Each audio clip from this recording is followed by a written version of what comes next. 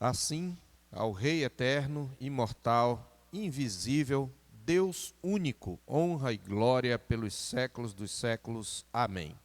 Graça e paz, meus irmãos. Eu quero hoje expor a segunda parte do sétimo mandamento, que está em Êxodo capítulo 20. Nós leremos, como de costume, os versos 1 e 2 e, em seguida, o 14. Assim está escrito em Êxodo capítulo 20, versos 1 e 2, e especialmente o verso 14. Então falou Deus todas estas palavras: Eu sou o Senhor teu Deus, que te tirei da terra do Egito, da casa da servidão. Não adulterarás. Vamos orar. Senhor nosso Deus e Pai, queremos em nome de Jesus suplicar a tua graça, para que o teu Espírito conduza esta pregação, essa mensagem, que ela possa, ó Deus, atingir os corações, que ela possa esclarecer a mente, que ela possa mudar a vontade de cada um de nós, de cada um daqueles que ouvirão esta mensagem. Purifica-nos, ó Deus, de toda iniquidade, de todo acúmulo de maldade, para que acolhamos com mansidão a tua palavra em nós implantada, que é poderosa para salvar a nossa alma. Nós te pedimos agradecidos em nome de Jesus. Amém. Meus irmãos, na primeira mensagem sobre este mandamento, eu ressaltei na introdução que a nossa sociedade busca a liberdade sem limites. Tem a felicidade individual como bem supremo e busca essa felicidade às custas dos compromissos que sustentam as relações e o viver em comunidade. Nessa sociedade narcisista, hedonista, mimada e egocêntrica, os relacionamentos se tornam mais líquidos, para usar um termo de Zygmunt Bauman, e obviamente mais frágeis, porque são baseados numa união temporária de indivíduos em busca de satisfação, principalmente satisfação sexual. Como consequência, os relacionamentos se desfazem com mais facilidade, inclusive entre os crentes, onde o índice de divórcios é quase igual ao dos de fora da igreja.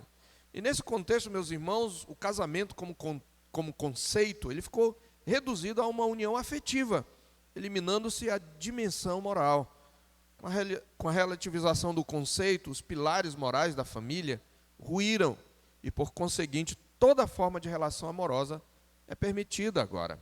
Eu ressaltei, então, como o sétimo mandamento se reveste de especial importância para nossos dias, uma vez que coloca em perspectiva a santidade da sexualidade, do matrimônio e da família. Assim, nós abordamos na mensagem anterior o mandamento, primeiramente refletindo sobre o que ele proíbe. Neste contexto, nós refletimos sobre o mandamento em três aspectos: em seu aspecto restrito, em sua abrangência e em sua profundidade. Nós vimos, por óbvio, que em seu sentido mais restrito, o termo se refere a relações sexuais entre uma pessoa casada e outra que não é o seu cônjuge. Mais do que isso, no entanto, nós vimos que o mandamento visa a proteger a integridade e a santidade tanto do matrimônio como da família. Eu também enfatizei que, ao contrário do que propagam especialistas do caos e tribunais da iniquidade, o casamento não é mera construção social e afetiva, mas instituição divina, tendo, portanto, uma dimensão moral e espiritual, como está escrito: por isso deixa o homem pai e mãe, se une à sua mulher, e tornando-se os dois uma só carne, em Gênesis 2, 24. E como concluiu o Senhor Jesus, ao aplicar esta mesma passagem, portanto, o que Deus ajuntou, não o separe o homem. Isso está escrito em Mateus 19, verso 6. Então nós vimos que o casamento é também uma aliança que tem Deus por testemunha, como também está escrito em Malaquias 2, de 13 a 16, que nós lemos na mensagem anterior. Por isso, na mesma passagem de Malaquias, Deus declara que abomina, que odeia a infidelidade e odeia o divórcio. Nós vimos, em segundo lugar, que em seu sentido mais abrangente, o mandamento proíbe também toda prática sexual fora do casamento entre um homem e uma mulher. Nós demonstramos biblicamente que, além de descrever o adultério como prostituição, o Senhor proíbe todas as uniões fora do casamento entre um homem e uma mulher, chamando-as de abominações. Numa lista que inclui o adultério, além do adultério, inclui o incesto, as relações entre pessoas do mesmo sexo, a prostituição cultural, a bestialidade ou zoofilia, e todas as concupiscências desnaturais, como diz o nosso catecismo. Nós lemos na ocasião, Levítico 18, de 1 a 8, e o versículo 20, e versículos 22 a 30, e Levítico 20, de 10 a 24, onde claramente o Senhor estabelece proibições, aplicando casuisticamente o 7º mandamento. E nós vimos, em terceiro lugar, que em seu sentido mais profundo, o mandamento proíbe não apenas a prática, mas também o desejo que a motiva, bem como a dureza de coração que banaliza a aliança. Vimos isto na aplicação que o Senhor Jesus fez do mandamento, em Mateus 5, 27 a 32, onde ele diz: vocês ouviram o que foi dito, não cometa adultério. Eu, porém, lhes digo, todo o que olhar para uma mulher com intenção impura, já cometeu adultério com ela no seu coração. Também foi dito, prossegue o Senhor, aquele que repudiar a sua mulher, deve dar-lhe uma carta de divórcio. Eu, porém, lhes digo, quem repudiar sua mulher, exceto em caso de relações sexuais ilícitas, a expõe a se tornar adúltera, e aquele que casar com a repudiada, comete adultério. Jesus claramente afirma que o divórcio seguido de uma nova união matrimonial constitui-se adultério, exceto se o outro cônjuge adulterou. E o processo formal de divórcio, portanto, meus irmãos, não anula a quebra do mandamento. E nós concluímos nessa mesma mensagem que, já introduzindo algumas aplicações práticas, que já traziam o que pretendo enfatizar na mensagem que abordaremos o aspecto positivo do mandamento, ou seja, o que ele ordena, nós concluímos que, pelo fato de estarmos a tratar de um assunto crucial no contexto de uma sociedade hipersexualizada, e nós precisamos entender, meus irmãos, a importância desse mandamento para nós hoje. E, considerando o limite de tempo, permitam-me deter-me um pouco mais nos aspectos negativos do mandamento, do que ele proíbe. Deixemos o que o mandamento ordena para a próxima mensagem, se Deus assim nos permitir. Eu penso que não podemos deixar de examinar, quanto a esse aspecto, as aplicações que faz o Catecismo Maior de Westminster. E é nisso que eu quero me deter nesta manhã, citando o Catecismo e alguns textos da Escritura que embasam a aplicação que os puritanos propuseram no mandamento. O que é que o mandamento nos proíbe? A pergunta 139 é esta: quais são os pecados proibidos no 7º mandamento? E a resposta é: os pecados proibidos no 7º mandamento são, além da negligência dos deveres exigidos, adultério, fornicação, rapto, que inclui o estupro, o abuso sexual, a molestação, incesto, sodomia e todas as concupiscências desnaturais, que Deus chama de abominação lá em Levítico 18, 22, 30, onde Deus diz: não te deitarás com homem como se fosse mulher, é abominação. Não te deitarás com animal, nem o homem nem a mulher se deitará com o animal, isso é confusão. Não descobrirás a nudez de teu pai, nem a nudez de tua mãe, nem a nudez de tua irmã. Está tudo em Levítico 18, de 1 a 8.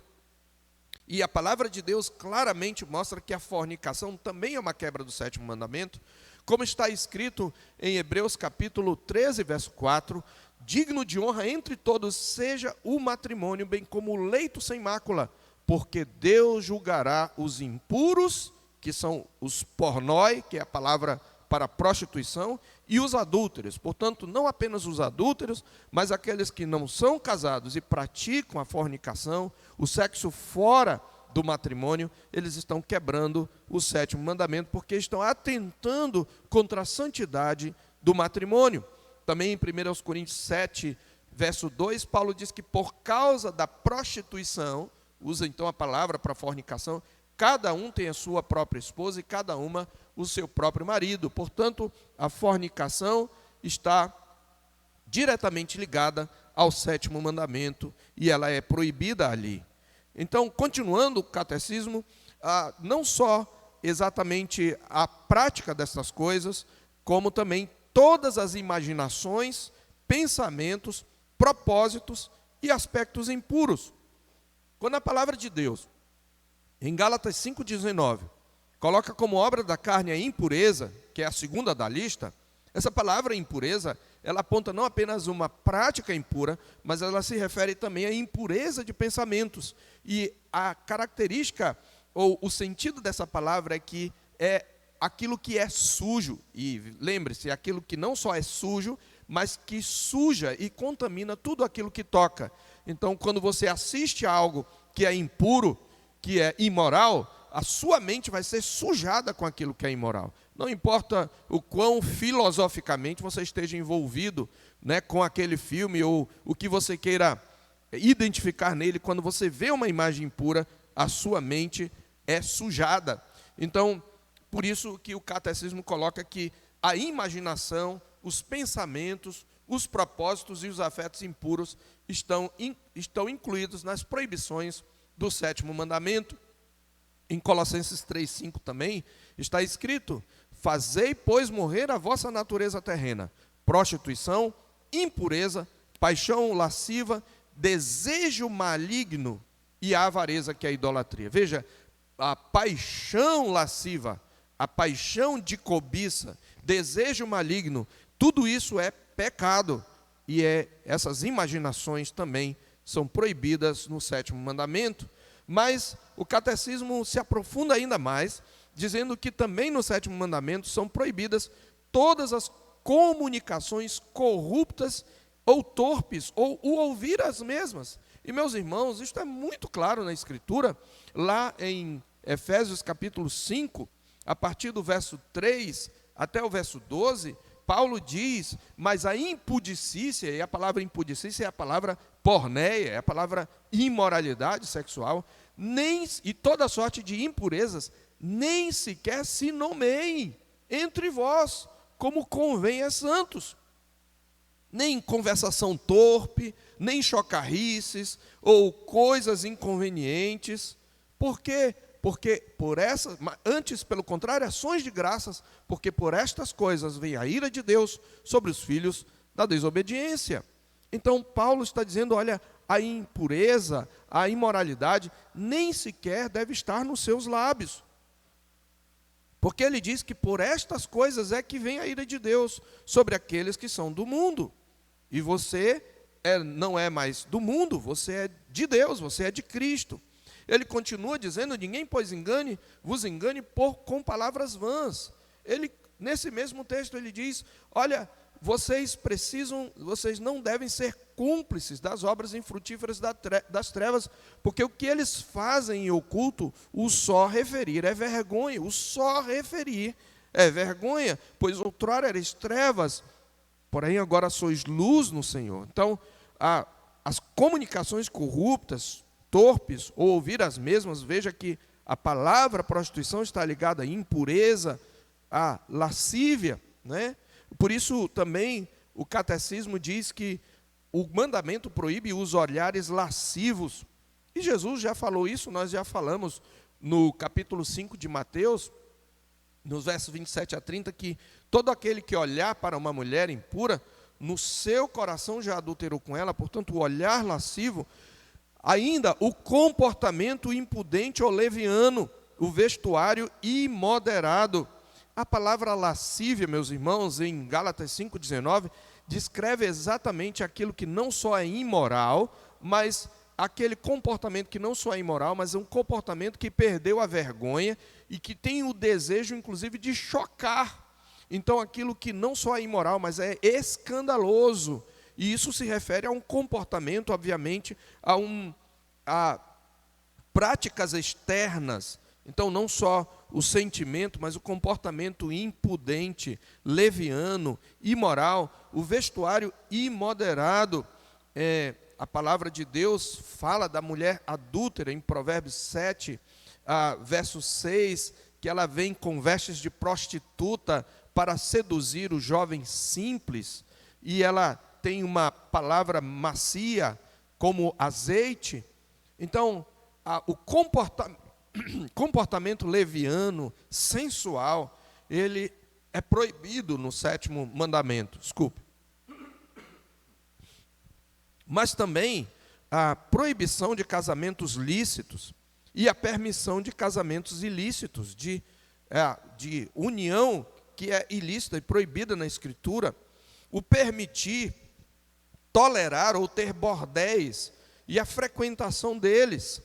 Lá em Jeremias capítulo 5, meus irmãos, no versículo 7 eu quero ler, veja aonde o povo de Deus, quando quebra a aliança, quando se desvia do Senhor, ele pode chegar. Em Jeremias, o profeta denuncia o povo de Judá, dizendo no capítulo 5, versículo 7, como, vendo isto, te perdoaria? Teus filhos me deixam a mim e juram pelos que não são deuses. Depois de eu os ter fartado, adulteram e andam em casa de meretrizes, se ajuntaram, adulteram e em casa de meretrizes se ajuntaram em bandos. Então, veja, eles frequentavam casas de meretrizes. E, meus irmãos, Jeremias escreveu numa época em que não havia ainda o mundo virtual. Então, aquilo que a palavra de Deus fala sobre a frequência, o frequentar presencialmente, se aplica também às redes sociais. Então, há bordéis virtuais hoje, você não precisa sair de casa para ir ao bordel, o bordel chega até você, né? O que é um BBB, se não um bordel, que chega à sua tela, se você liga nessa hora, para ver aquela imundície?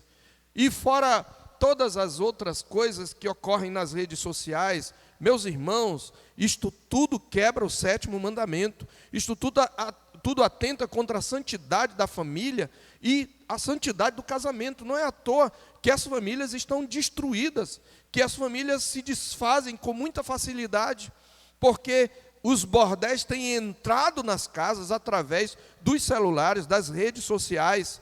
Então, tudo isso é quebra do 7º mandamento. Os votos embaraçadores de celibato, a demora indevida de casamento.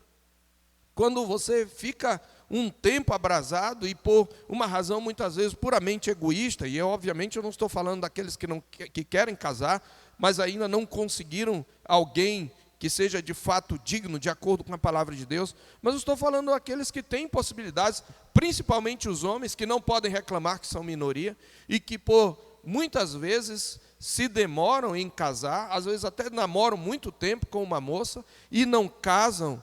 Isto a Bíblia mostra que atenta contra o 7º mandamento, porque a palavra de Deus diz, por causa da prostituição, cada um tem a sua esposa e cada uma tem o seu marido, em 1 Coríntios 7:2.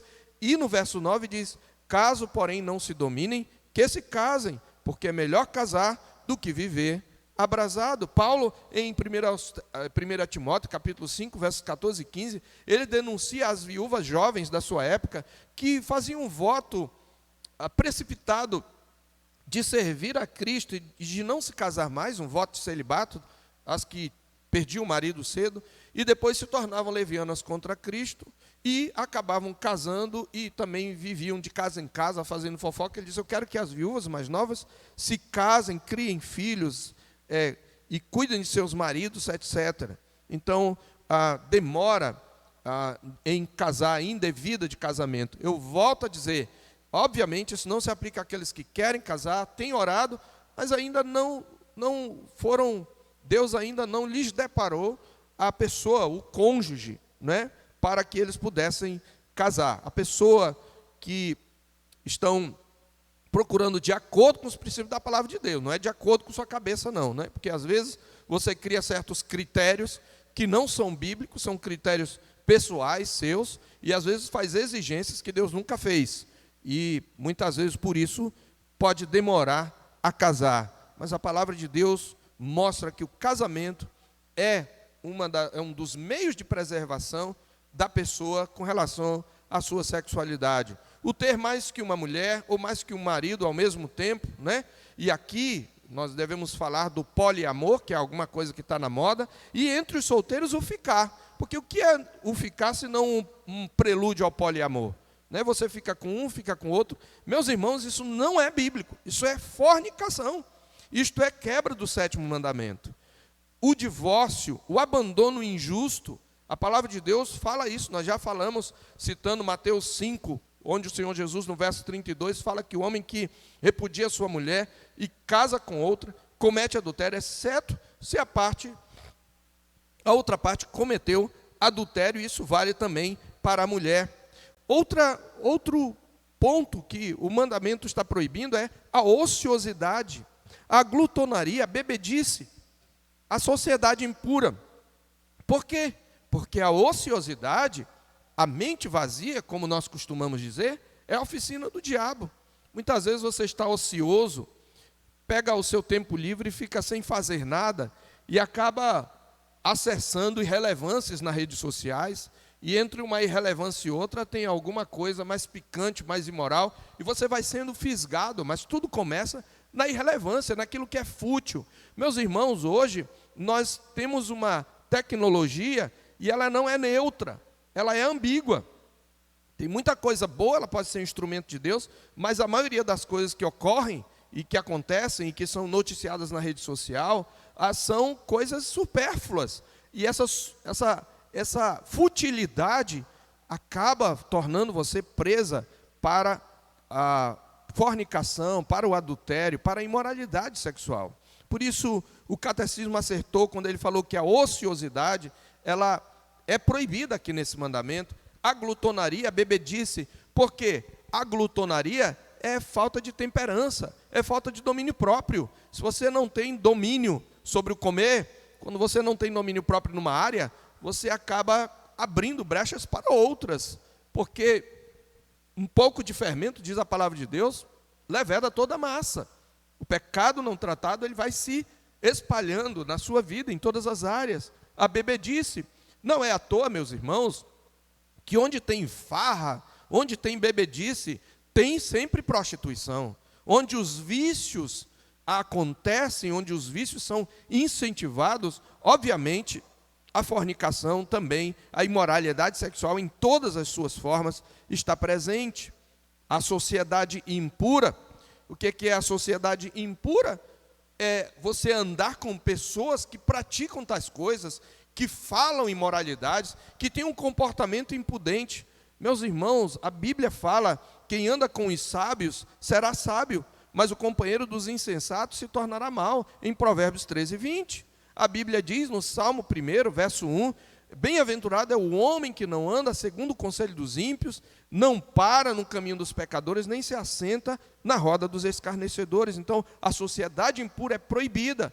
Eu não só não devo praticar a imoralidade sexual, como eu não devo andar com aqueles que praticam. É óbvio que você não tem como sair do mundo. Você, no seu trabalho, muitas vezes na sua escola, vai conviver com pessoas assim. Mas aproveite esse momento para dar testemunho. Mas não necessariamente ande com eles. Possivelmente você pode até convidar com o objetivo de evangelizar um amigo para lanchar em algum lugar, mas não se associe com aquelas turmas que estão indo para para praticar coisas más, coisas que você reprova, porque você pode ser seduzido. A palavra de Deus diz lá em Provérbios capítulo 1, filho meu, se os pecadores querem seduzir-te, não os consintas, não te ponhas a caminho com eles. A Bíblia diz ainda em 1 Coríntios 15, 53, que as más conversações corrompem os bons costumes. Aliás, meus irmãos, a palavra grega para glutonaria, que ocorre em Gálatas 5, 21, e em Romanos 13, 13, e em 1 de Pedro 4, 3, ela descreve a orgia que incluía todo tipo de excesso, e que era típica das farras greco-romanas, como as festas em honra a Baco, deus do vinho, ou a Afrodite, chamada de deusa do amor. Para citar outro exemplo, o festival, ou pelo menos um outro exemplo, o festival da Saturnália, era um feriado romano, uma espécie de carnaval, celebrado pelas principais cidades romanas, e que consistia em uma semana durante a qual as pessoas andavam seminuas pelas ruas, com muita comida, bebidas, orgias públicas, envolvendo inclusive a classe senatorial e os nobres. Nem todos concordavam com essa prática. Por exemplo, a classe dos cavaleiros não eram muito afeitos a isto. Mas glutonaria, portanto, envolve excessos descontrolados. Assim, um dos tradutores traz a sua tradução: excessos descontrolados, pecados cometidos em comunidade, muitas vezes em conexão com cultos pagãos naquela época, como os que eu já citei em outra mensagem anterior. O catecismo termina incluindo cânticos, livros, gravuras, danças, espetáculos lascivos e todas as demais provocações às impurezas ou atos de impureza, quer em nós, quer nos outros. Meus irmãos, nós temos que tomar cuidado com os filmes que assistimos, com as novelas que estão cheias, eivadas de imoralidade, de sensualidade. Temos que tomar cuidado, meus irmãos, com até mesmo as piadas, os memes, que muitas vezes incluem coisas imorais. Eu vejo muitas vezes crentes compartilharem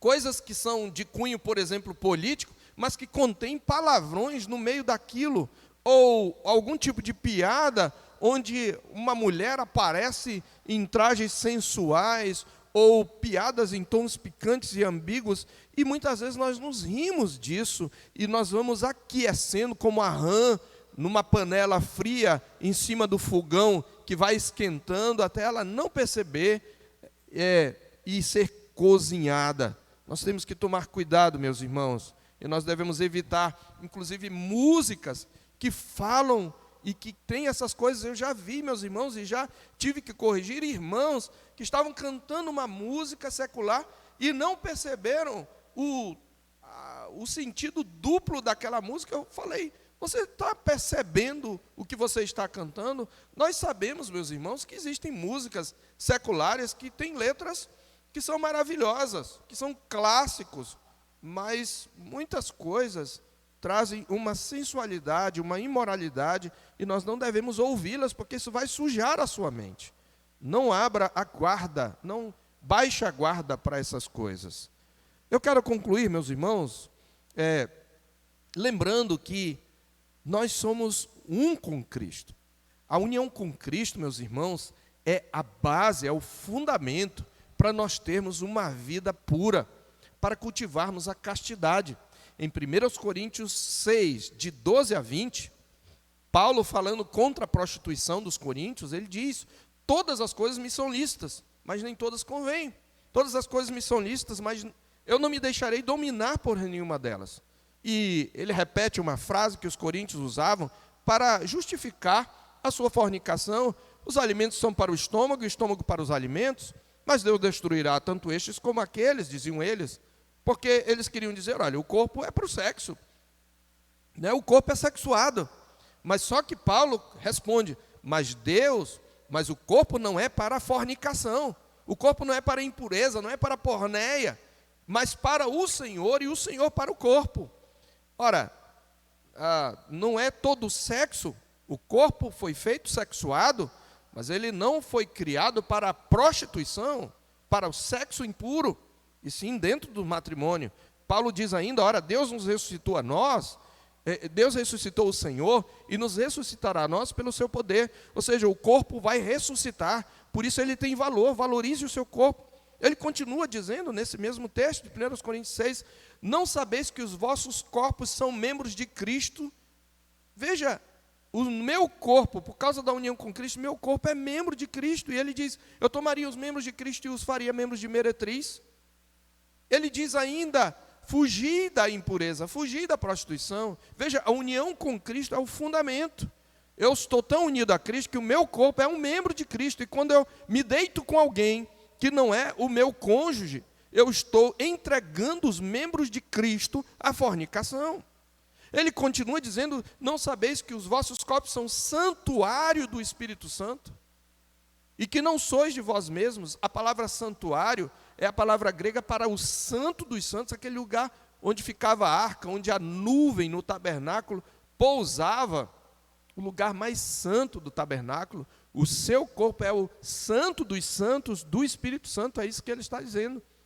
Então, tudo isso são fundamentos para nós termos uma vida casta. Ele termina dizendo: pois fostes comprados por preço, agora, pois, glorificai a Deus no vosso corpo. Cristo não resgatou apenas a minha alma, ele resgatou o meu corpo, por isso o meu corpo vai ressuscitar, glorificado na vinda do Senhor. Então, a união com Cristo traz implicações para a santidade do corpo e para a santidade da sexualidade.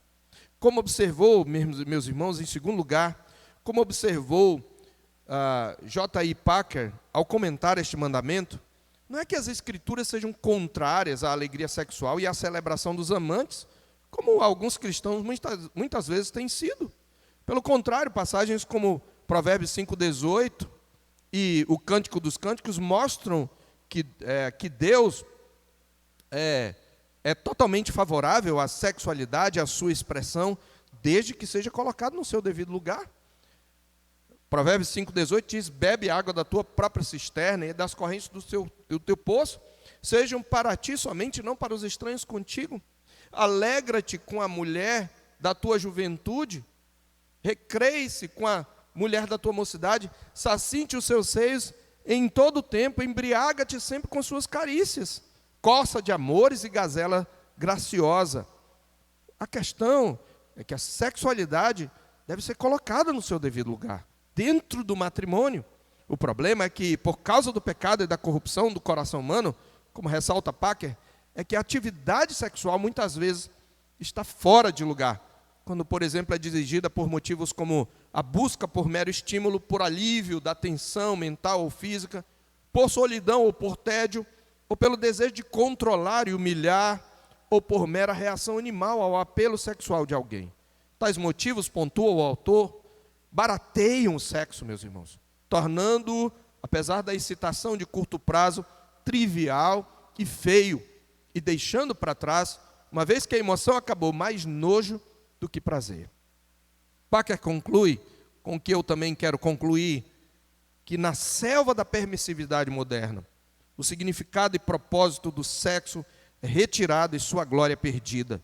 Nossa ignorante sociedade precisa urgentemente resgatar a nobre e enobrecedora visão do sexo que a Escritura implica e o sétimo mandamento pressupõe, a saber que o sexo é para relacionamentos plena e permanentemente comprometidos, que por serem uma mistura de afeto, lealdade e biologia, apenas nos preparam e nos auxiliam a desfrutar daquilo que é o seu arquétipo, daquilo para o que eles apontam, que é a felicidade de ser livre e voluntariamente unidos a Cristo, e nele unidos a Deus, a anjos e a homens, em um êxtase de amor e deleite, comparado com o qual o amor mais arrebatador entre um homem e uma mulher nesta terra é mero leite e água.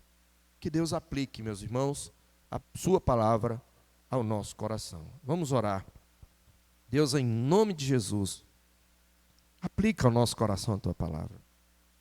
Abre o nosso entendimento, ó Deus, e ajuda-nos a sermos comprometidos com a castidade, com a pureza sexual. Pureza em nossa mente, em nosso coração, ó Deus. Buscando aquilo que purifica a mente, não que a suja. Pureza em nossas palavras, ó Deus, nem sequer nomeando a impudicícia e toda sorte de impureza, porque isso não convém aos santos. Que o Senhor nos ajude a fugir de toda prática que quebra a tua lei. E eu te peço que aqueles que porventura estejam praticando alguma dessas coisas que aqui foram denunciadas, neste mesmo momento, ó Deus, possam ser quebrantados pelo teu Espírito, levados ao arrependimento e a uma mudança de vida pelo poder do Espírito Santo. Para a tua honra e glória, nós te pedimos em nome de Jesus. Amém.